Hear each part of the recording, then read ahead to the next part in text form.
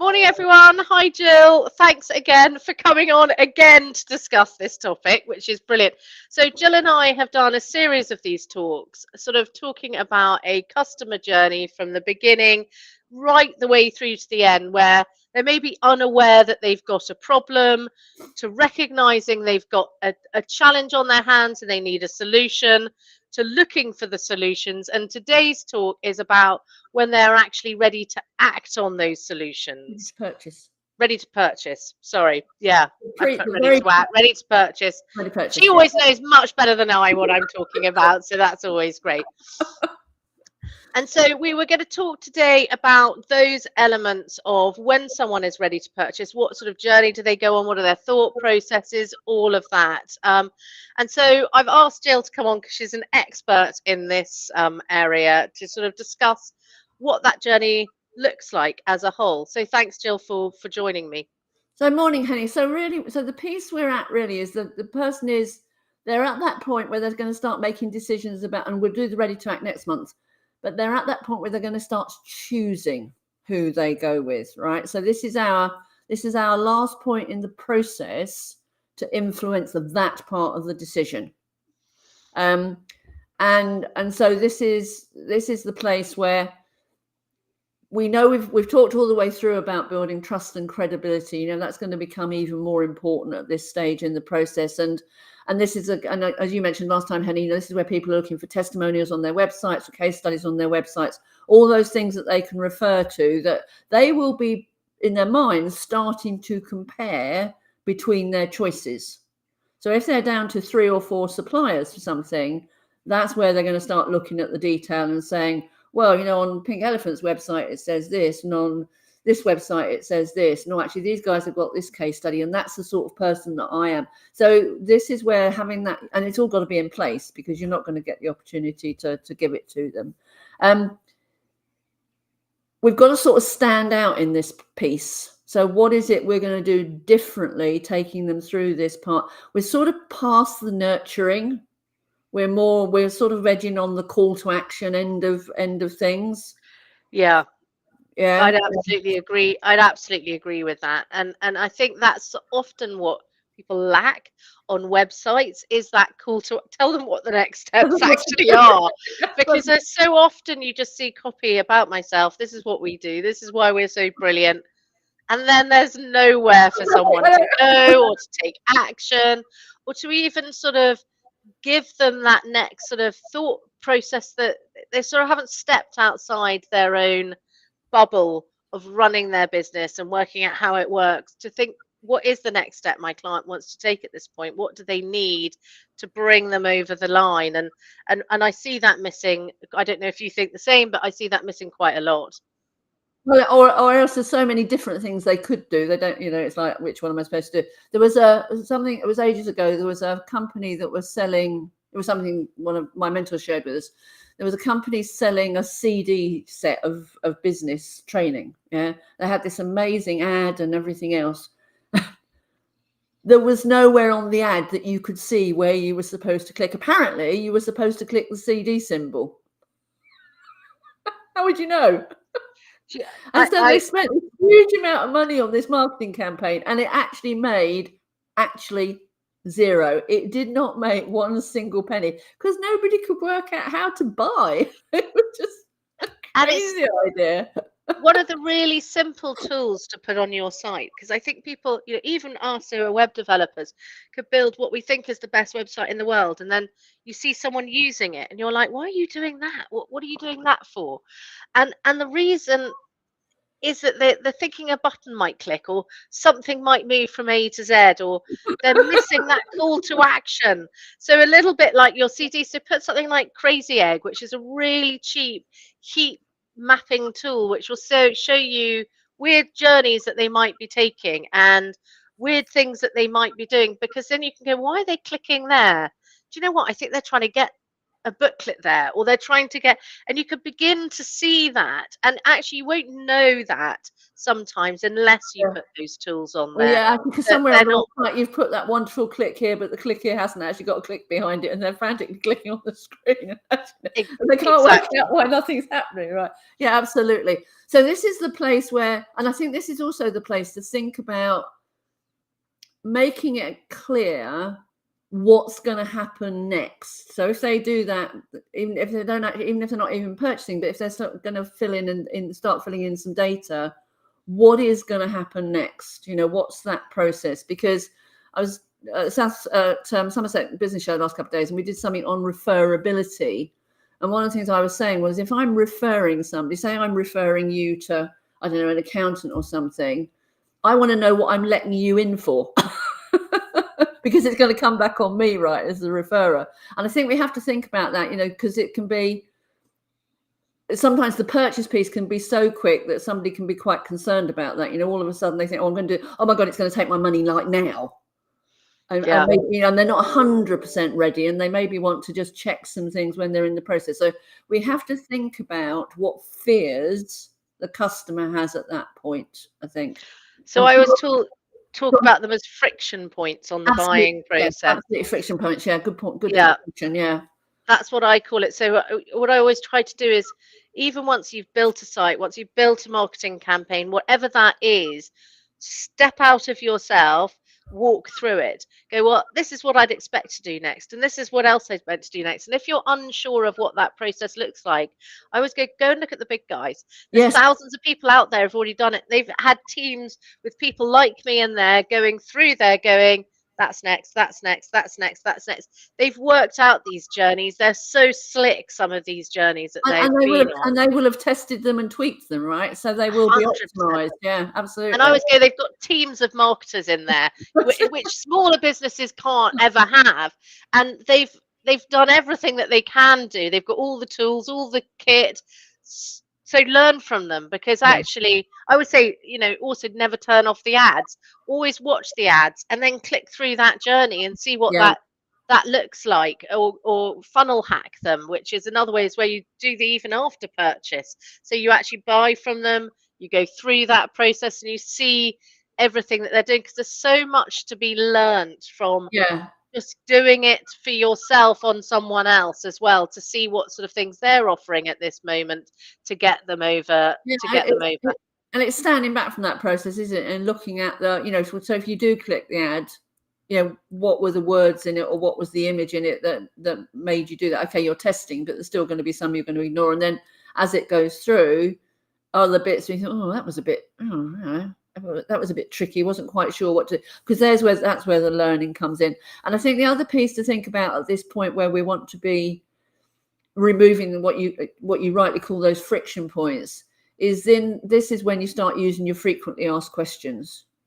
You Yeah. know, if you were sitting there comparing 4 suppliers for widgets, what sort of questions are you going to be worried about? You know, is it delivery times? Is it quality? Is it guarantees? Is it, you know, being clear on things like dimensions? Because sometimes you buy products and you know, there's no way you can find out what size it is. I mean, it's just crazy to me that you just don't know. So that's where the FAQs can really come in to be a really powerful thing too. Or even things like, you know, depending on the business, can you have a proper live chat, you know, where they can actually talk to a person?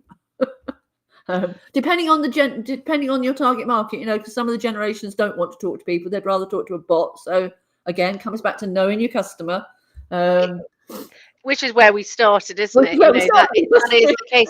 But I do think we'll always come back to that. How well do you know your own customer, and to ask? But I think also you're absolutely right on the question side, to these frequently asked questions. But sometimes, if you know that they're important, put a comparison chart in there. You know, make it really easy for them to digest this information as quickly as possible, because they'll often be, you know, I know when people are coming to us for web design or marketing consultancy, they are weighing us up against a few certain competitors. Oh, absolutely. Yeah. And I know who those competitors are that they're thinking about. I also know their weak spots in the nicest possible way. They probably know ours.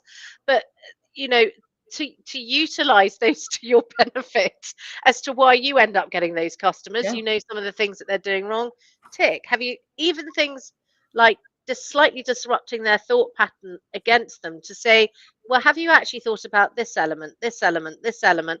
Because we do all of these, and they might not even be in their thought process at that point. They should Precisely. be, Yeah. but they might not be. So then they go, oh, actually, I hadn't thought about that. It's interesting that they've highlighted this area because it tips that slightly in your Yeah. favor if you've added things in a really easy to digest format at that moment in time. And I think that comes back to making sure the offering is really clearly stated in terms of its benefits, and sometimes stating the obvious. You know, there's that thing about preeminence. If you're the first person to say that your business does it, the fact that every other business in your industry does it as well, it might be something the customer hasn't even thought about. I absolutely agree because you can see things that you do if you're offering especially service-based industries. Yeah. If you're offering something that is always occurring, that is going to be a problem that comes up and you've dealt with it 100 times, you they might not know that, they might be naive to that, Yeah, so absolutely. they're making their decision on other stuff. But actually saying these are common occurrences that happen on site and we've solved them thousands of times, actually at that point helps tip. It's just anything that helps tip that balance in your Yeah. favor that you can use at that point, because they are going through, they do have these silent conversations in their head, and they'll have ones that and they're not having ones sometimes that they should be having, that you can place in there at that Well, point yeah, to 'cause it help. is a bit of a case of they don't know what they don't know. And I think one of the things to then to also think about is, so when you're particularly case studies, when the case studies are being pulled together, are there some of those slightly lesser known FAQs that you can work into the case study? Because it was something you did with that particular client, but for you it might be something, well, of course we did it for the client, but the fact but putting it in, it's that So whole thing of, often yeah, because then when I you're just reading it, they're thinking, oh God, actually, I've never thought about after sales service. And if something, if the website suddenly dies, what do I do? 100%. I also think I sit with some really talented businesses, that are struggling on sales or marketing or whatever it is. Ultimately, they want to grow.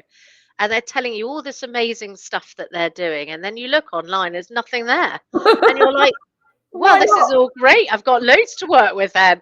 Because I think so often you said it feels It's it's just obvious. how it is. It's Yeah, obvious, but yeah. actually it isn't obvious. And those tiny little things make huge differences in terms of people need to see it. And in terms of case studies, they need to see case studies that reflect their situation that they're currently in, with the worries that they Yeah, currently have. yeah. So to say, if they recognize themselves within that, saying, I was here, but this hard company helped me get to here, then what you're doing is you are showing someone, we have taken someone in your exact situation Precisely. Yeah, and put them correct. yeah. And and and who doesn't want that? That's what everyone is looking for. They're It is. generally looking for a solution to come Yeah. to, and then not to have a fake review that looks like it's written by you and that you've done, oh, I've done a really good job and this is what we did and the customer was really happy. It's got to Have a be that. Yeah, video of the customer yeah, telling you yeah, how happy. yeah, That looks genuine. yeah. And actually proposition it, if these were the problems that the client had, these were the worries that they had at this point, this was our solution. So you show yourself as problem solvers, and then look how happy that client is now and Yeah. the job that we did, and that then reflects what they are feeling in that moment in Absolutely. time. And some of the things that they may have thought about but haven't fully identified as being one of the challenges. And so the whole idea of doing a video thing is that there's obviously a couple of pieces you could do with that. One is you can do a video case study where you basically ask the question, the customer repeats the question. So actually in the case study itself, you're not heard asking the question. Or of course you could do it like this. You could do it as an interview and then record the interview and put it on as a conversation with the client and say, And well, when you first came to us, just remind me of what your key challenges were. Yeah. so easy to do, I think that's the other thing. This tool we're using today is called Restream. It's not an expensive tool. It allows us to you can bring in multiple people, and up to 10 people into one conversation if you wanted to. and do Q&A sessions, or do things that show that you are a problem solver, and then even have those on the page if they're relevant to what that Yeah, person is okay. looking Yeah, for. precisely. And Yeah. anything that at this point, when you're in decision making process, what is it that they need to make that decision? And of course, the nice thing with doing that is that the prospective customer also gets to learn more about you as a business, as a person in a business, because they Yeah, might have seen the website and the marketing and all the rest of it, but now they start to really see, how you interact with people and what what your style is and your energy levels and all those sorts of things. So one of the other pieces in this part of the journey is where a prospective customer has made an inquiry. So they've done an inquiry to several implies early on in the piece. When you're next looking at them in this stage, how could you personalize what you go back to them with? So yeah, recognizing, if they had a question or, further to your inquiry of, something that actually you're recognizing they have already interacted with your business. And maybe if they have, you've gone off and done a little bit of research. yeah, So yeah, yeah. you go back with a clearly not automated answer. It's like, hello, Henny. It was lovely to see that your food business is doing. Oh no, you're a website person. Oops. It's sort of that. This is another thing we've talked about is you got to put in the work. Yeah. Yeah. Context. And I think that that's the thing. I think most people will sort of start a marketing process, or they'll start a website, and they just expect it to happen. Mm. It actually is very intentional. Everything that you do Yeah. has to be That's a very really good word. intentional, Yeah. Yeah. because actually it's not just start a website, everyone is going to come. I did that when I started my shoe business. I made that exact mistake. I was like, wow, it looks great, everyone should Yeah. come along. I know that there's a problem, but and if I hadn't acted and become intentional, I wouldn't have had the journey that I had done. And it could have gone to the wall quite quickly. Yeah. And actually I see really successful businesses who have a great product expecting things just to happen. And actually, if you don't intentionally do something and really think about this journey process that you're going on and how people experience your brand as a whole, the touch points with it, you're losing out. You're losing out on data collection, you're losing out on potential sales, and you're losing out on really being able to have the lifestyle and the company that you want to have. Precisely. Yeah. So the other part of this personalization as well is, and this is coming back to what you're just saying about data, is it actually a past customer from some time ago that's coming back? Because that would be very, that would be it's brilliant to hear from you. Welcome back. Because I was reading a post this morning from a copywriter, and she's just had a client return to her after about 4 years because they've gone and used somebody else, and actually the other person didn't cut it. So they've come back to where they started from. Always nice, but Always yeah. So does your data allow you to see actually, because it might not be some, if it's an existing client who's just hasn't bought from you for a couple of months, that's a bit different in a way. But if it's somebody that is maybe hasn't done business with you for 2 or 3 years, do you know that? And I think that's the thing. This is where CRM systems and other Precisely. things come in, that a lot of people think of their website like a CRM system, and actually it isn't. You need a CRM system attached, and you need email marketing attached to that CRM system, so you can see all their interactions, Yeah. you can see what's happened, and at that point you take personal control of it, rather than it being, as you say, a bot or an automation. There's a lot that can be done with automation to speed you up. We call those persuasion funnels. So as you move them through the Yeah. customer journey and that decision making process. However, at the point of this point that we're at today, it is much more personalized approach to get them over the Yeah. line, to be able to close that sale, because they're buying from a person at this point. They're Yeah. not Yeah. buying from a Yeah. company. Particularly for service-based industries, I think products Yeah, is always slightly different because depending on the product a little bit, that is going to be much more price driven than it is personality driven, probably. But this is the place in, as you rightly say, this is the place in the journey where we've got to, this is not the nurturing bit. This is sort of the smooching bit. This is the getting them to the, to look at all the others. Why would I work with these other three people? It's clear who I ought to work with, and then next time we'll talk about the ready to act piece. But it does come down to the case studies, that personalization, if you can do it, creating some social proof, so all the usual testimonials and all those sorts of things. I think your idea of the comparison between you and your immediate competitors is just lays it out on a page. I mean, how many people do that when they're looking at a piece of software? They'll compare.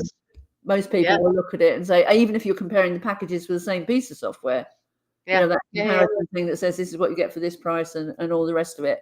And then I think the other piece of this is, are there any demonstrations you can give? We talked about case studies, but have you got any video of interacting with a client, if a client's happy to do that, or actually working on a piece of something for the client, or showing how you guys map out the website routes, and those sorts of things, so that people get a little bit of an insight into how what they're buying is actually delivered to them. I think it's always, because people do we know the behind the scenes things are really powerful. People like to know how it sort of gets done for some reason, And I think there's lots of people who like to be quite cloak and dagger about that, in terms of, I don't want to give my tricks away, and I don't want my competitors copying me. But I generally find, I always say call it giving away the IP address, but I think the more you give away, the more trust it actually builds in you, and the less likely, even if your competitors are copying you, and they will, that is a fact, they will start to see that you're gaining traction and you're doing well, and they'll take a look and see what you're doing it. But I was going, well, if you're the originator, you're one step ahead anyway. And people don't want the person that didn't. They're like, well, my money's safer with the person that actually did it, did it in the first place. So therefore, I'm still going to invest in the person that did it in the first place, because they kind of know it. And I find that when competitors try to copy me, or they try to do other things, they haven't quite got it right. Because they're not you. They're not me. But so therefore there isn't really the risk there that people think that there is. I mean, if you were to look at, all the people that do marketing, at the base level, what they all say is exactly the same. It's exactly the same, because it's a proven process marketing, right? Your customer, your offering, your pricing, your value proposition, your channels, you write your messages. I mean, why would it be any different? So what is it that differentiates them? And it's their take on that. And even if they share what they do, they're not going to be sharing the special pieces, because not because they don't want to, but because they're inherent within them. I think that's true. I think that's what people, and they buy experience as well a lot of the time. That's the other thing is, you might have the same training, but then if someone's got 25 years more experience than someone else in this, and they've done 1,000 million marketing campaigns, and they know which ones work and which ones don't, and which ones are actually theory and which ones are real, that they they have a long-standing history in it. They've probably hit every problem along the way, and they know how to solve it, which experience will teach you that other people won't have. So I think that there's always those elements that all people can bring into their business. The other thing you sort of mentioned, which was reviews, which I know we've touched upon, but little things like that, where if you're doing a cross comparison, if you have 58 5-star reviews and someone else has got 20, that's a winner. They're little, it's even the smallest little increments that people can change that make those differences at this point. And also knowing all the objections that people are going to come up with. And then I call this value stacking, not giving everything away until we get to this point. And then you go, what other objections do you have? Okay, well, we'll add this, and then we'll add this. So their perceived value goes up in what you're offering. You haven't just offered them the world at this point, which most people offer everything up front, and then they've got nowhere to go on that sort of second bit. I think the other thing you see in value stacking as well is, particularly as you say, when it's earlier on in the piece, is the value that is put on some of the extra things is debatable, if not downright lying, because they don't, that thing that they're adding into the stack isn't something that is offered on its own or anywhere else, and therefore the value on it is completely contrived, and people just see through that. You see some of the stuff that some of the coaches put out, and you get this course, and then you get this bonus, and it's worth 2,000, and you're looking at it thinking, it's a set of templates. It's like, seriously, how are you proving that? And of course, then the whole credibility is gone, right? It's the whole thing of actually, what I'm actually really looking at is the base thing, and the bonuses may or may not be worth anything, but actually, does the base thing do what I want it to do? So, But be there very, is very that. careful. Yeah. There is that, but you'd be amazed by how many people fall for it. Of course. And and you can get it all, even though it's worth £20 million for And it's going to £97. be £47 plus VAT. Yeah. Yeah, exactly. But you see it, and there's so many, and then sometimes there's some good stuff in some of that. There's some good templates, and there are some one sort of thing that you go away with, but it's probably never more than one thing. No, And yeah. yeah, So but the other piece that comes in here, we talked about stacking the value, but and the perceived value, but also what we want to think about is the perceived risk. So one of the pieces that comes in here and this varies so much across different businesses, is there some way we can offer some sort of guarantee? Because one of the things that when we buy things, we're always worried about is, particularly if we're buying services as a business, and that copywriter example is quite a good example of it, is, are we buying the right thing? And what happens if it doesn't work out to be what we were expecting? And we've paid it up front. Obviously, it's ongoing. There's a slightly different issue. But is there a sensible guarantee that you're actually able to deliver that is not going to cripple your business? Because sometimes the guarantees you see, you think, really?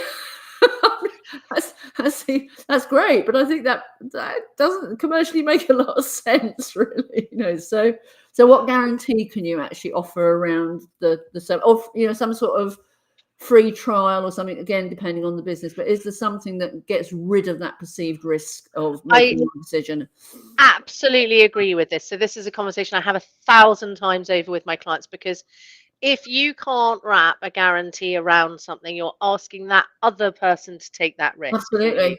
Yeah. And it's often the largest barrier to sale, is that private conversation that they've got going on in their head is the one that is preventing them from going over the line at this point. And they've got them. And it's stupid to think that they don't have them. And prices often, especially if it's a high ticket item, is the big, well, is it actually going to achieve what I need it to? Is it going to give me the dream outcome that I am looking for?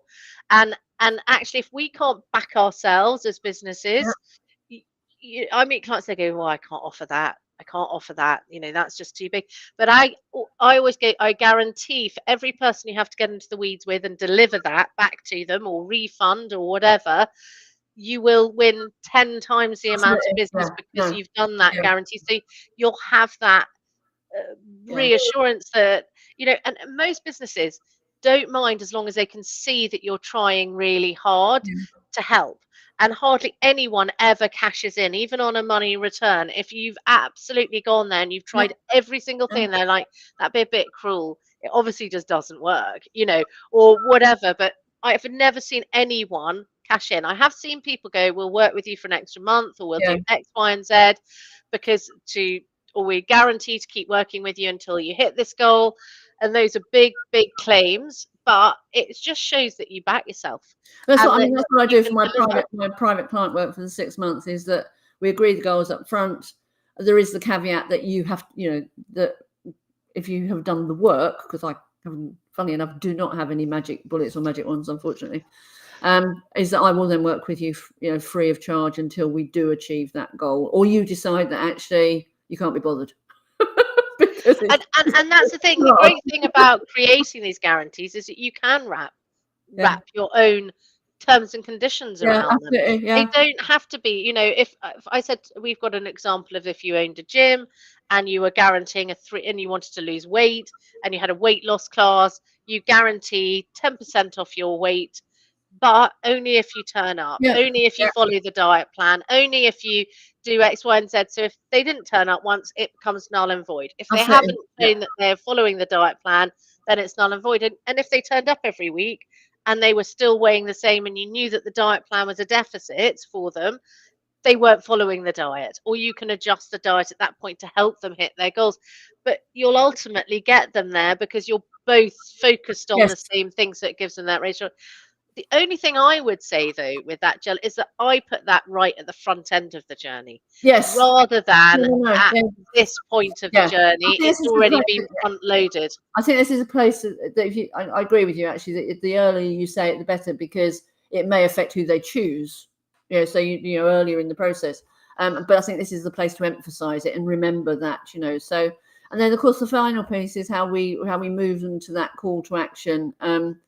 And again, this depends so much on business. It depends on your own values and mindset about whether it's very salesy. When we see them a lot. Get started now, sign up today. All of those sorts of things. They work differently for different businesses, and you've got to figure out what it is for your business, because it could be certainly for my business, it's a case of actually what I want is I want a conversation with you. I'm not really expecting you to buy from a page certainly for my private client work. Because we need to understand how we get on as people, and we'll have done an element of that through the process, but I might not want to work with you. I have the ability to qualify who I work with, and so you randomly booking, I might think, oh, crying out loud. Till I know you love everyone. I do love everyone.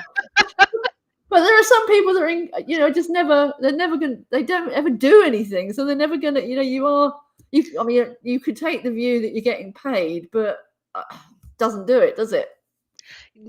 And ultimately, that's you're absolutely right, because actually working with people who actually do what they say they're going to do is great for you, and it's great for them.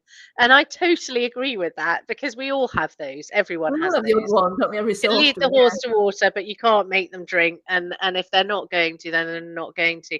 But I think these are, these series of talks are really about the people who do want to make who things really want to get actually on. happen. And I think also we've got to think about the millennials, as you rightly mentioned earlier, and the fact that they are the next generation. So if you've got a business that's been around for a very long time and you want it to survive, we've got to keep revisiting this on a regular basis, because ultimately they don't like picking up phones. They would rather not work than have to pick up a phone, and that's a real skill in today's day and age, in terms of getting them to pick up a phone and teaching them how to use a phone. But we've now got to make these call to actions as easy as possible. They have a Zoom. They're very happy to have a Zoom, but they're not happy to have a call.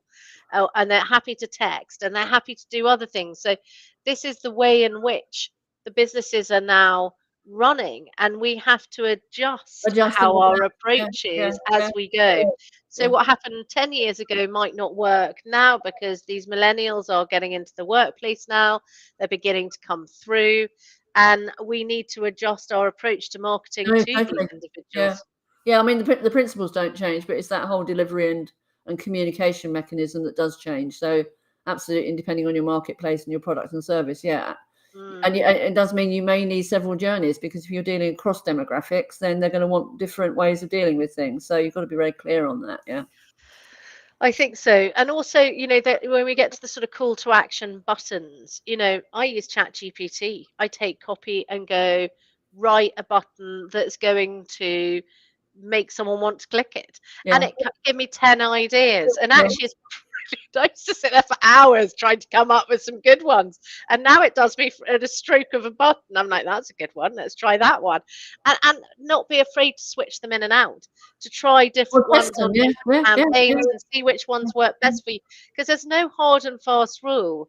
And but when we do that, we always say make one change at a time. Yes. What people tend to do is make 8 or 9 changes. So you don't know which one did it. No idea which one worked.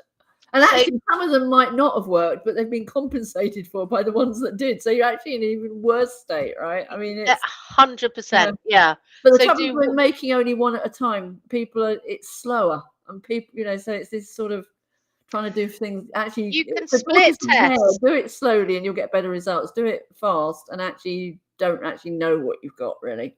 No, but you can split tests, so you can do 2 things or 3 things at once.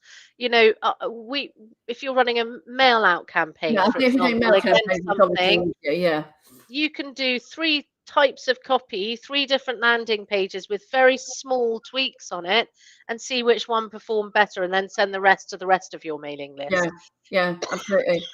You Yeah. know, or see a button that might have been pressed better, and then combine all the best elements of those onto one, and see if you can improve it again, and see if you can improve it again. Yeah. But that is what the bigger companies do. They don't make humongous changes because they know ultimately that they want to learn from every Well, it was marketing what you were experience they've saying had. earlier. Sometimes those small things that make the really big differences, and if you make so you need that clarity on what it could be on a button, for example, on an email campaign. You have moved it one paragraph up, Yeah. and that's made a huge difference. You've moved it one paragraph down, but if you've changed the button name as well, you don't know which it No. was that had the impact. So as you say, then what do you then use to send to everybody else? You don't know, basically. Exactly. And so I think that not not rushing. If everything is quite deliberate, as I said earlier, Oh and yeah, that you think of everything deliberately, you will know why you've put something where you've put it, for what reason it's there, what you want to learn about every interaction that your customer yeah. is taking with you, so that when you are changing something, you are deliberately changing it to see if it makes a difference.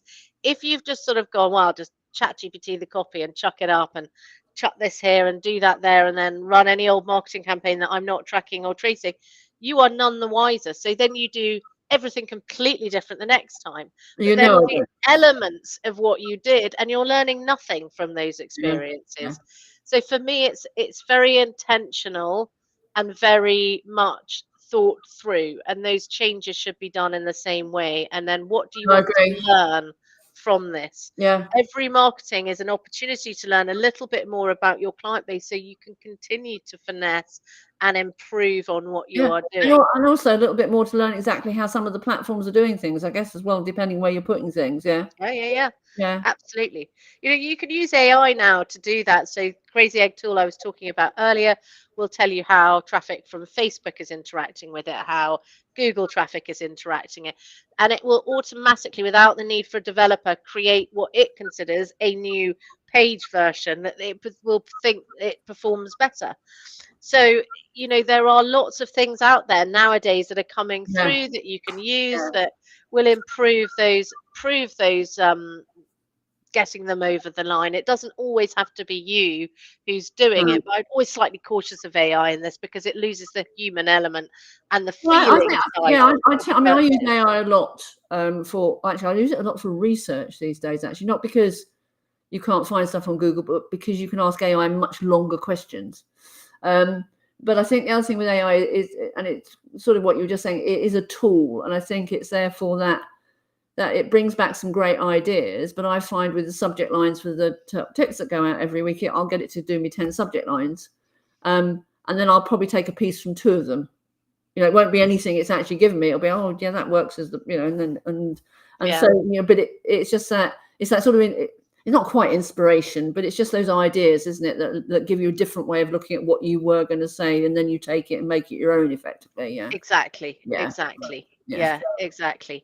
So, is there any sort of other things that you feel at this stage that we should be sort of giving people to sort of help move to click them to that button to get them to make that call? I think the pieces from the Euro, I know you sort of mentioned this, is we've got to have a clear, like the things we've said all the way through this. We've got to understand the customer, and then we've got to have a clear process that matches what they're thinking and where they are, and then where we want to take them. Hmm.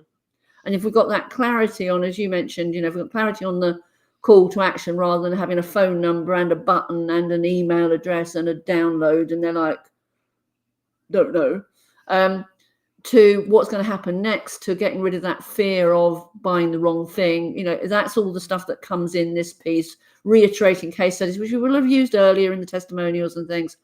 So it's a very cohesive journey at the end of the day, and it's a case really of each of the 5 stages. Which bit are you emphasizing most? Yeah. I think, really. And And you've got I to also understand how you're doing that, because otherwise, as you were mentioning, it becomes random, and therefore, and then you can't tweak it because you just made it up again. And for me, it's also about thinking about how you've done that outreach. Yeah, So is it come from a magazine? Has it come from a trade show? Has it come from, and was the premise of that particular trade show, Yes, that particular precisely. Yeah, yeah. article, and then walk through that journey. And you can use Canva to create journey maps. They've got journey maps within them. You can just map it out. So we're going to send out a leaflet. Then in that leaflet, they're going to come to this page. On that page, they need to see X, Y, and Z. Then I want them to take what action. And you can start to sort of map that out and make sure that those journeys are right, because even if you've set one up for a leaflet, doesn't mean it's going to be No, right for the trade show. It doesn't mean it's going to be right, because those audience can be minutely different, or you could have been talking about a slightly different side of the yeah. topic, and then that's not right. So just making sure that it's not the same for everything, because it won't ever be the same for everything. And actually, it's better to almost duplicate these pages, so then you can look at So you have how many visitors have been on them. you have very specific journeys. Yeah, Yeah. yeah, absolutely. Yeah, And you can then track and trace those journeys, and you'll know exactly how well your marketing did, and whether it's effective, whether it wasn't effective, and you'll be able to make those little tweaks as you go, and know that you're improving the efficiency of it. I think the final point on this really is that this whole customer journey piece, and I say this to people when we're looking at mapping and what you're talking about. This is, you have to understand, this is not a quick. You can't do this in 10 minutes. No. You've got to. This is where the investment in the business, the working on the business, really takes place. Is putting it into this background stuff. Yes, it's not sexy and it's not marketing copy, and it's all the stuff that has to sit behind that in order for this to work really well. And people balk at that. They think, well, it's it's one target market, but it's not. It's those nuances of it. They may have the same problem, but actually, because they're a different demographic, they're going to look to interact in a different way. Because the leaders come from a different place, they're coming with a different preconceived idea. You've got, the more you factor in those nuances, the more effective it all becomes. But it's a long it is a long journey, and I always say, let's build one a month. Yes. One sales funnel a month. Yeah. Because then actually ultimately you have done your one thing, and then that's done. It's done forever. It's evergreen at that point. You can tweak it as you go, but you're not rebuilding it from scratch. You're just tweaking it. And the thing is, once you've done the first one, doing the second one isn't as big a job, because there will be core parts of it that will be, the back end's probably exactly the same. Yeah. It's almost, do you know what? If, say, for example, we always say, if you're running a competition page, duplicate out that. All you're doing is changing the copy. Yeah. Some of it will plug into the same sales funnel, others won't. But actually, it's just about setting up. I always say, if you don't get the core structure right at the beginning, then all you do, if you scale and you do more marketing, is you scale your problems with it. If you get the core base right at the beginning, it's painful for most companies. This is a painful topic to sort of get their heads around, and not one that is particularly sexy, or one that they can see at the time that they're going to move that dial post massively. It's just that you're asking them to do really boring jobs. But you've got to be upfront with people and go, this is the core, because once you hit the ground, once you start pushing this marketing through, no one can catch you up, because you are flying at that point. You don't have to stop, unpick a problem. You just get it going and you get it right. And that is how you scale fast. But if you leave all of these problems, you don't get your CRM sorted, you don't get all the other stuff sorted, you just scale the problem. And then that problem takes hours to unpick. Your competitors have seen you made a bit of traction. They've got their systems in place and they are off and they're overtaking you. And you're left. And the other danger with it is that because people tend to do things the way that they do things, the likelihood is that the customer onboarding, the customer servicing, the customer follow-up is in a similar state of mess. I always said, if it was easy, everyone would do it. Well, precisely. It's simple.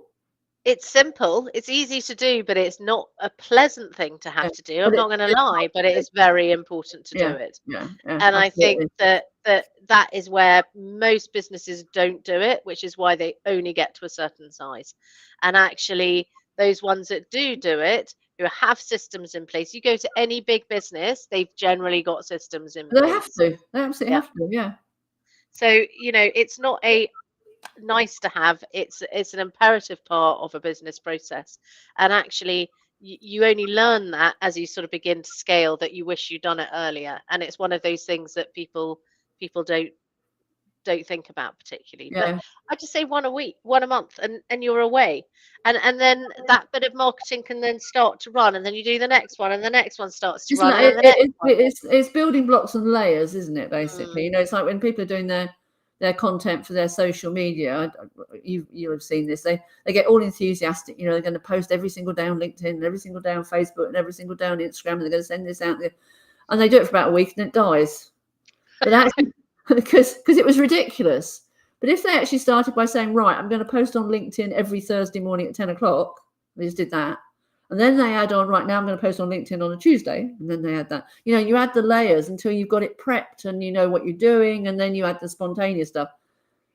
It takes longer, but actually it gets done. Whereas when you try and do it quick, it stops. And then they pick up again 2 months later, and then they stop. And then so we lose that consistency, which we know is really important, you know. So the people get very, I think the challenges with small businesses particularly is all of the focus is on that very, very front end visibility piece, which is fantastic. It has to be there, but it ain't much use if there's an entire vacuum sitting behind it. And that's, you know, that's sort of what we do, is we look at filling that vacuum with the right, you know, building blocks and layers. And that's why a company like yours is so valuable, in the fact that, you know, actually, for marketers like me to come in, often these things need to be set up to make the most of us. And often you can go, well, I can't even start with you. You don't know what your goals are. You don't know where you want to get. Give me something I can hang my hat on. And but it's more often than not, which I think is, you know, we're like, what are your goals? And the goals can be, and I'm like, no, really, what are the financial goals? Let's just cut to the chase. How much money do we need to make? Where are we now? Where do we need to get Yeah. to? And really understand that, but not even having the basics in place means it's very difficult. So they end up spending money on ads, and they spend on wasting money on that, and then not quite knowing where they're going, and trying lots of things, and spending hours on social media trying to make the dial move, and it's not moving. And you see it time and time and time again. And actually, really starting on working on the business on a more regular basis actually really, you know, I know we've slightly gone off topic here, but really helps. And it really helps with all of these bits. You know, we've talked about the whole sort of process we're going to do, closing the sale next time, but it's, you know, it really is so important to get them to that bit, because 97% of the people that we speak are not ready yet. And having that journey in place, ready to nurture those people, is absolutely so important. And knowing, really, even I know that if I have a conversation with someone, I talk to them about their business, probably be about 2 years before they come back to me. And I Really? know that, yeah, almost. And I know that. So I know that everything effort I put up front now will happen in 2 years' time. You know, sometimes it's 6, sometimes it's less, but generally they all go. And then when they ring me, they're like, "Oh, you were so right. You said I'd come back in 2 years, and here I am." Here you are. And and you know full well, so it allows you to know that bit of information about what people are And doing. the other thing we're having this journey mapped is, as we've been talking about over the last 4 sessions, is apart from the customer knowing what happens next, you also know what happens next. You haven't got to sit down and think, oh God, somebody filled in a form. No, what do I do? You know, you just know, and eventually you can automate it or outsource it or whatever. But if you're always having to scrabble around and always on the back foot, you're going to drop leads, you're going to drop conversions, you're going to probably at some point mess around a customer. And it's so stressful not knowing. But if you know exactly what the next step is as well, how simple does that make it? You know? Yeah.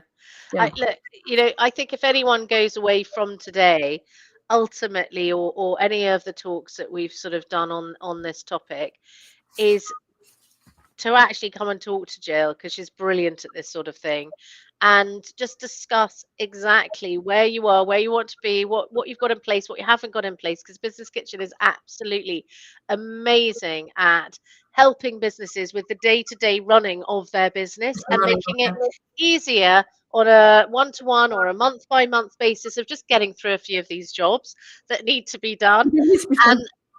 I mean, but it's simple. But actually, it is simple, but not many people do it, and that puts you one step ahead of Yeah, competition absolutely. already, because it gives you that competitive edge. So when you bring in someone like me, you're ready to go, and you can hit the ground running, and everything is pretty much there. And you need me for less time because everything is already there, Oh, ready to yeah. go. Yeah, which is great, and I love that when someone is ready Yeah. to go, because I can Actually, just ready. get in straight away and go, And go. Yeah. rather than spend a lot of time going, right, this all needs setting up, this needs doing, this needs doing, this needs doing, before I can even Even- make a start with you. So it's a really important element, that, and I think that if you have that done, your customer experience, they feel it, they Oh, know absolutely. it, No, and for they sure. feel in that safe hands. There's a lot of talk about you're in safe hands, but actually that's the way to really Yeah. demonstrate it, I think. And they'll feel that across their customer journey. Every experience that they've had of you to date is that you are that safe hands that they're looking for. Yeah, absolutely. Yeah, absolutely. And one of the things, and we mentioned this earlier, just to finish, that think about how when you're buying things, how the supply you're buying from made you feel. Mm, You know, did you just yeah, feel like a number, or great did you point. think actually? I mean, if you're buying from some of the big companies, you're not the only customer, but they've made it feel as though you are. Yeah, yeah, yeah, yeah. And what did they do to do that, and how can you then use that in your business? Yeah, because That's we're all buyers as well, right? So we're all somebody's target market. That is a great way. I can't add anything to that. It's a great way to finish. That's a really, really great point, and I totally agree with that. Jill, thank you so Thank much you, Henny. for coming on yet again. We've got our final session, I think, on the 4th of November. Is that Yeah, correct? On somewhere around the there. Yeah, and that's on closing the sale, I'm that will be thinking. closing the sale. Yeah. And I'm sure we got some great tips for you then, so please tune in then. But thank you, Jill. Jill, how can they get in touch with you if they want to? I'm going to put your QR code up That'd be right brilliant. now. Or you can just email me, Jill@thebusinesskitchen.net, or send me a message on LinkedIn. Probably the easiest things to do. Yeah. Brilliant. Thanks, Jill, so much. Thanks, Henny. Take care. Okay.